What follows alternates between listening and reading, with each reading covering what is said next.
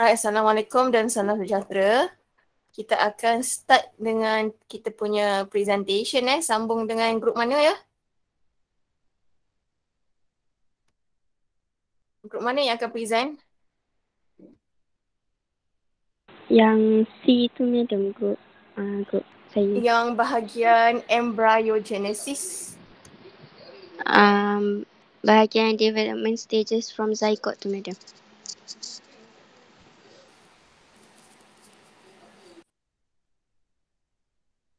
Ni.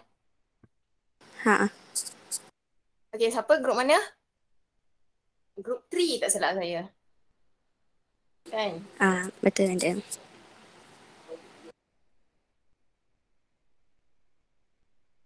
Terus start ke madam? Siapa? Grup saya dengar. Madam dengar tak? Hello. Tak dengar ke suara saya? Dengar madam?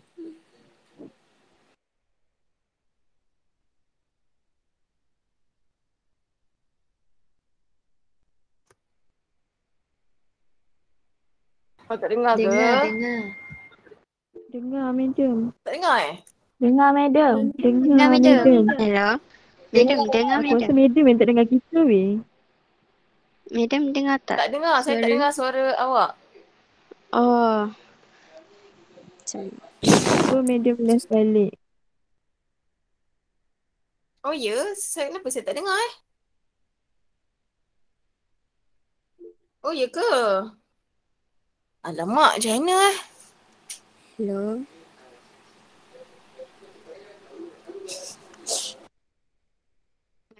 Terpaksalah saya present. Okay, sebabkan tak dengar, terpaksalah saya present. Okay, saya tak tahu kenapa, tak tahu ada problem apa yang tak boleh dengar suara awak, tapi apa-apa pun minta bagi mesej lah apa-apa mesej dekat grup ni mesej kat WhatsApp. Dekat WhatsApp senang. Alright. Okay, untuk hari ni kita akan sambung. Sorry kalau tiba-tiba ada orang bunyi bising, ada buat bising, ketuk-ketuk ke, bunyi drill ke, sebab saya BDR hari ni. Okay, kita pergi kejap je, kita tak sampai 9.4 kita akan masuk pada hari Khamis. Okay, hari ni kita akan cerita pasal human fetal development. Okay, kita ada zygote. Once the zygote is formed, dia akan jadi embryogenesis. Okay, dia akan melalui proses embryogenesis, iaitu pembentukan embryo, di mana morula, blastosis, gastrula. Lepas tu adalah organogenesis, iaitu pembentukan organ, and fetal growth, which include 3 trimester, first trimester, second trimester, and third trimester. Okay, so what is the embryogenesis? Okay, embryogenesis refer to developmental stages from zygote to the formation of morula, blastosis, and gastrula through cleavage. Okay, daripada zygote dia akan jadi morula, and then dia akan jadi blastosis and gastrula. So basically,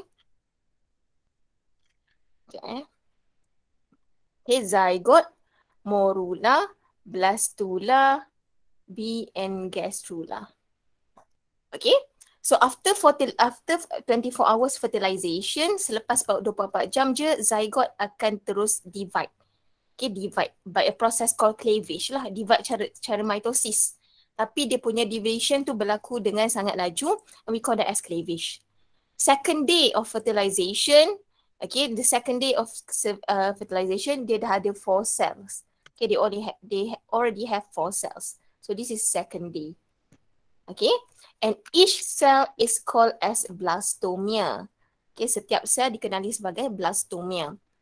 Day 3 to day 4, the embryo arrive at the uterus as a ball of cell called morula.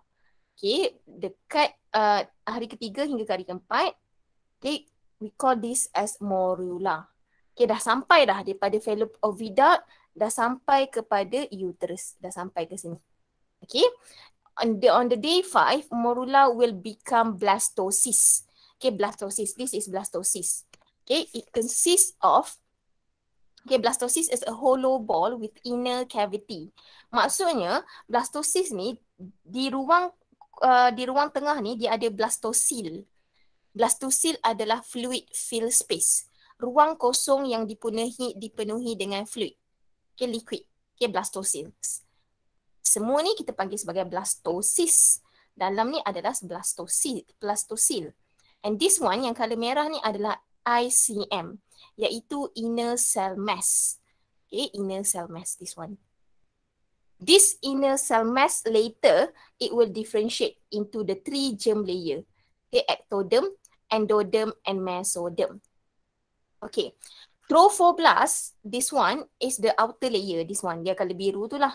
Okay, colour biru tu adalah trophoblast.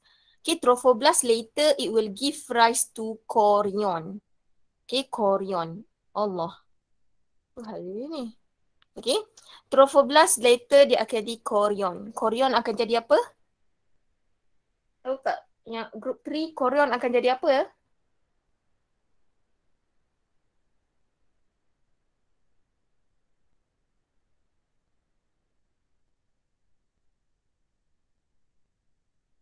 Chorion akan jadi apa?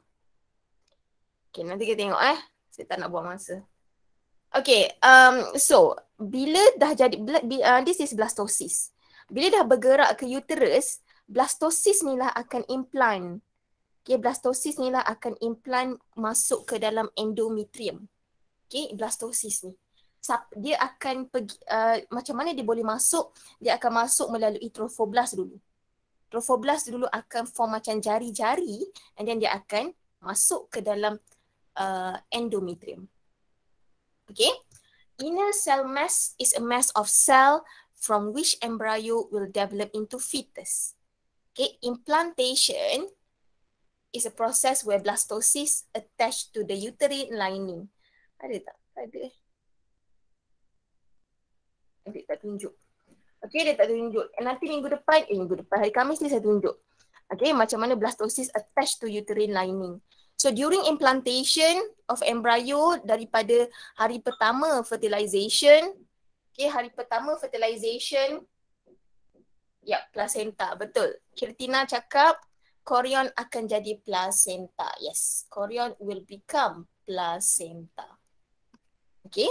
So during implantation, daripada hari first fertilize sampai implantation mengambil masa 7 hari sahaja. Okay. And the trophoblast will secrete enzymes. Okay, trophoblast will secrete enzyme to facilitate implantation. Okay, the trophoblast will thicken, projecting into the surrounding endometrium until embedded in the endometrium. Okay, trophoblast tu dia akan bentuk macam jari-jari, lepas tu dia akan embedded in the endometrium. Hari Khamis nanti saya tunjuk gambar. Ataupun nanti saya bagi gambar kat group. Okay, inner cell mass will form embryo. Okay, inner cell mass yang colour merah tadi, dia akan form embryo. Okay, dia akan form embryo. So embryo tu dia akan jadi hypoblast dengan epiblast. Okay, dia akan ada 2. Embryo tu ada hypoblast and epiblast. Hypoblast nanti dia jadi apa? Epiblast nanti dia jadi apa? Nanti kita tengok. Okay. Selepas implantation dekat endometrium, following the implantation, adalah berlaku proses gastrulation. Okay. Whereby the blastocyst will form into gastrula. Okay. Blastocyst will form into gastrula. Gastrula ada 4 extra embryonic membrane, iaitu chorion, amnion, yolk sac and allantois. Okay, and ada 3 germ layer, iaitu ectoderm, mesoderm dengan endoderm. Okay, masa gastrula dah ada 4 extra embryonic membrane, chorion, amnion, yolk sac, allantois and 3 germ layer. Okay, alright. During gastrulation, trophoblast will give rise to chorion. Okay, chorion akan jadi placenta. Okay, trophoblast jadi chorion, chorion jadi placenta. Inner cell mass detach and dia akan form 2 benda, iaitu dia akan form yolk sac and amnion. Yolk sac ni akan jadi, yolk sac ni macam telur kuning lah. Okay, macam telur. Okay, telur ayam tu. Okay, awak pecah kan? Nak nampak lah telur. Okay. Tapi kalau untuk human ni, okay, inner cell mass ni dia akan form yolk sac. Yolk sac ni tak adalah dia jadi macam telur kuning tu. Dia sebagai site. early site for blood formation. Okay, early site for blood formation. Tempat di mana awalnya blood akan dihasilkan dekat yolk sac ni. Amnion, okay, amnion ni adalah dia akan jadi amniotic fluid. Okay, amnion adalah Melayu apa amnion? Amnion adalah air ketuban. Amnion tu macam itulah sarung tu. Okay, sarung tu. Dalam amnion ada amniotic fluid. Dalam amnion ada amniotic fluid, ada air ketuban. Air ketuban itulah yang akan pecah bila nak masuk parturition punya stage. Okay? Amnion ni apa bukan air ketuban. Air ketuban adalah amniotic fluid. Amnion ni apa bahasa Melayunya? Ya Allah, lupa dah. Tak tahu. Okay, tak tahu. Okay, yolk sac, site of blood cell formation. Amnion contain fluid that cushion and protect fetus from trauma. So amnion ni dalam dia ada amniotic fluid, dia akan protect fetus from trauma. Okay, contohnya saya ambil contoh adik saya lah. Adik saya masa dia pregnant kan anak dia yang kedua, berapa kali dia jatuh tangga. Okay, bukan sekali je lah, sekali je dia jatuh tangga, lepas tu dia tergelincir. Okay, 2 kali lah dia jatuh. Tapi Alhamdulillah baby dia okay. Okay, baby dia okay dah umur berapa dah berapa. Setahun lebih dah pun baby dia tu. Okay, Alhamdulillah okay. Sebab apa? Sebab amnion tu ada amniotic fluid yang boleh absorb shock ataupun protect the fetus daripada trauma. So antara trauma tu adalah jatuh lah. Okay, bila mom tu jatuh, okay, tergelincir contohnya. Sebab bila pregnant, okay, bila woman pregnant, dia punya body akan jadi tak stabil kan, sebab dia punya weight tu bertambah. Okay, weight dia bertambah. Bila weight dia bertambah, dia akan bergerak dengan slow. Lepas tu dia tak stabil. Okay, dia perlukan macam mana nak bergerak tu, dia perlukan assistance lah, okay, untuk bergerak. Nak assist tu dia ada pertolongan macam tu.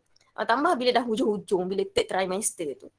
Okay, so bila ada amniotic fluid, dia akan protect fetus from trauma. Okay, baguslah. Okay, kita dah dijadikan dengan bagus dah. Okay, Allah tu jadikan dengan elok dah. Okay, so this is the chronology lah. Okay, the chronology yang that shows how the fertilized egg, the zygote, okay, will form blastocyst and then gastrula, which consists of 4 extra-embryonic membrane and 3 germ layer. Okay, so the 4 extra-embryonic membrane is the one that highlighted in yellow: chorion, yolk sac, allantois, amnion. Okay, so the fertilized egg, blastocyst will form in the blastocyst it consists of trophoblast. Okay, yang lapisan luar tu adalah trophoblast. Dalam dia akan ada inner mass. Okay, the trophoblast will give rise to chorion and chorion will give rise to placenta. Okay, placenta. The inner cell mass, okay, it consists of hypoblast, epiblast. Okay, dia ada 2 layer lah, hypoblast dengan epiblast. Hypoblast will form yolk sac, and then the yolk sac will form allantois.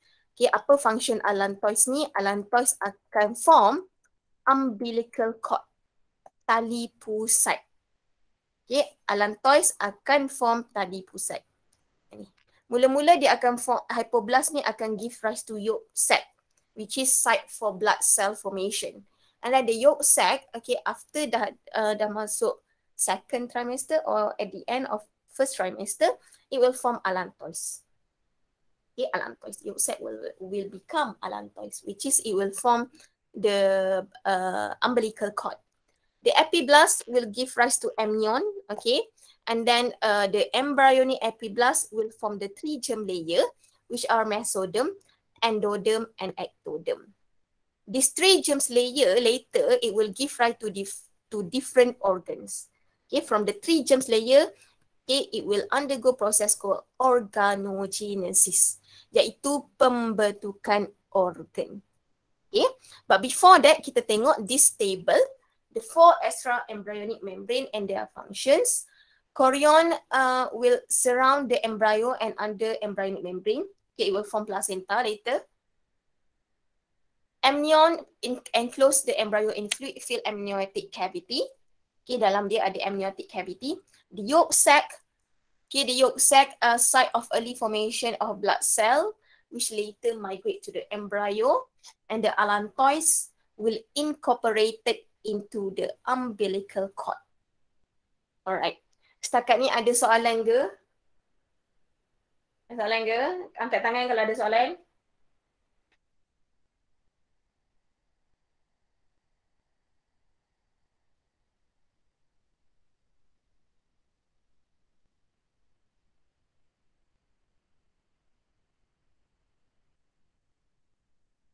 Okay.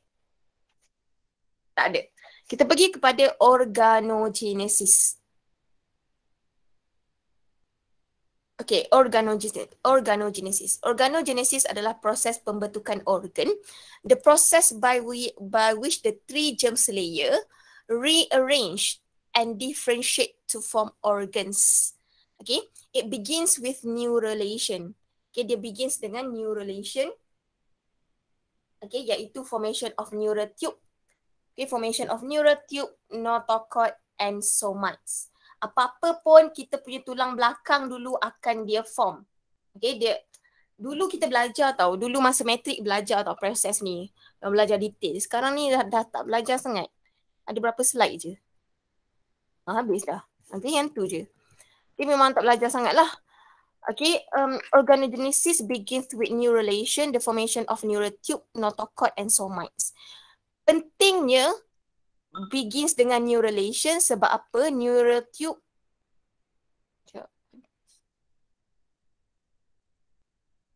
Ya Alia, kenapa?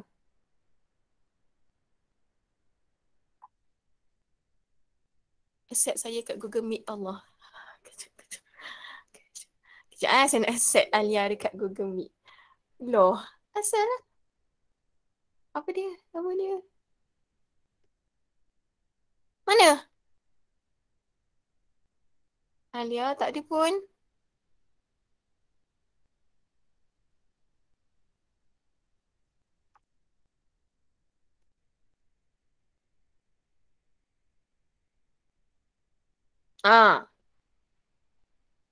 Okay, welcome Alia. Apa saya nak pergi tadi? Alright, so saya ulang balik lah ya. Okay, the process organogenesis is the process by which the three germ layers rearrange and differentiate to form organs. So begins with neurulation, iaitu formation of neural tube, notochord and somites. Apa-apa pun dia akan start dengan neural tube. Neurulation. Okay, sebab apa? Sebab proses neurulation ni akan give rise to central nervous system.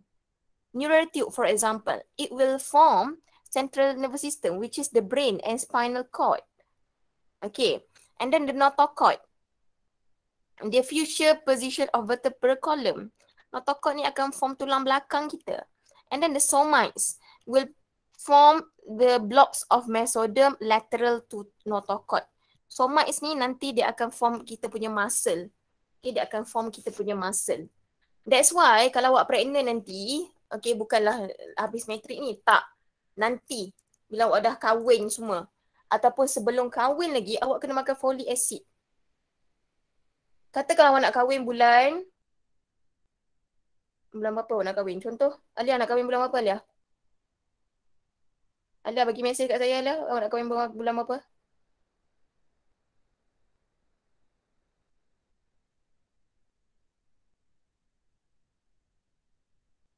Asal ada yang tak boleh masuk? Ada Tuhan. Alia nak kahwin bulan 12. Kenapa tak boleh masuk Google Meet? Kah? Wujud ada ke dalam ni? Astaghfirullahaladzim. Sebelum ni saya cakap dengan siapa? Ada kan? Yang lain ada kan? Siapa suruh lambat?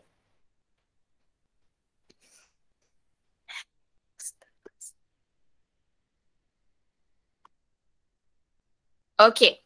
So macam saya cakap tadi. Okay. Okay, macam saya cakap lah. Okay, begins with neurulation. Okay, dia akan form neural tube, notochord, somites. Neural tube akan form central nervous system, notochord akan form vertebral column. Somites dia akan form muscle. Okay, macam saya cakap tadi, kalau awak nak kahwin, contoh Alia nak kahwin bulan 12. Okay, Alia nak kahwin bulan 12, bulan depan lah. So bulan ni dia kena makan dah folic acid. Okay, folic acid ke bulan depan lah. Bulan 12 tapi tahun tak tahu bila. Mungkin tahun 25 ke? Contoh. Awak sangat. 20-25 pun. Okay. Kena makan folic acid. Okay, sebab apa folic acid ni sangat penting untuk fetus punya development yang inilah. Ini. Okay, fetus punya development. Awak bayangkan, kalau awak tak makan folic acid, okay, awak punya fetus tu, dia tak boleh start dengan proses neurulation tu. Maksudnya dia punya baby, dia punya kepala nanti tak ada dia akan deform, maksudnya dia akan jadi kepala dia macam tak ada tempurung, macam kemek macam tu. Dia tak boleh survive tau. Okay, dia macam kepala dia terus nampak brain. Dia tak ada tempurung kepala. Macam tu. So apa yang baby macam tu dia tak boleh survive, dia akan mati. Okay, that's why pentingnya pengambilan folic acid before you get married sampailah awak nak pregnant. Masa pregnant pun kena makan juga. Alright. Okay, this is the process of organogenesis. Zygote will form cleavage, the egg cell stage. Okay, cleavage, and therefore it will form blastula. And then if you do the cross section of blastula, you can see it has blastocele. Okay, blastocele, and then this blastocyst, okay, will undergo gastrulation, iaitu formation of the 3 germ layers. Okay, the 3 germ layers and the 4 extra embryonic membrane. Okay, you can see once it undergo gastrulation, it will form ectoderm, and then mesoderm tak nampak. Okay, penting lah. Actually, dia memang sangat-sangat basic lah yang belajar masa sekarang. Okay, memang sangat-sangat basic. Masa zaman saya degree itu memang saya belajar benda ni untuk 1 SEM. Okay, reproduction and development memang saya belajar 1 SEM. Itu SEM ke? Betul lah. First year. Okay, bio 1004. Okay, memang first year saya belajar 1 SEM benda ni. So dia sangat-sangat detail. Alright. So this is the example of the organs will form by the ectoderm, which is the skin, the cornea, the nervous system. Then the endoderm, it will form epithelial lining. Okay, pancreas, thyroid, parathyroid, thymus, and this is the organ that it will be formed by mesoderm. Okay. Ada soalan ke? Okay. Tak ada Tak ada soalan ke nak tanya? Alright, untuk 9.4 saya tak cerita sekarang saya akan cerita pada hari Khamis. Okay, saya akan cerita pada hari Khamis. Role of hormones during pregnancy, during end parturition. So tolong baca dulu. Saya akan stop kelas dekat sini sahaja sebab saya sendiri rasa terganggu dengan orang buat kerja kat rumah ni. Okay, dengan drilling lah, dengan welding lah. Saya rasa terganggu. So saya tak boleh nak continue untuk buat kelas. Boleh je kan nak habiskan 9.4 tu. Tapi saya sendiri rasa terganggu and saya tak boleh dengar suara awak. Ada tak tahulah technical problem. So saya terasa tak seronok nak sambung kelas. So boleh ke kalau saya stop dekat sini saja? Angkat tangan kalau boleh.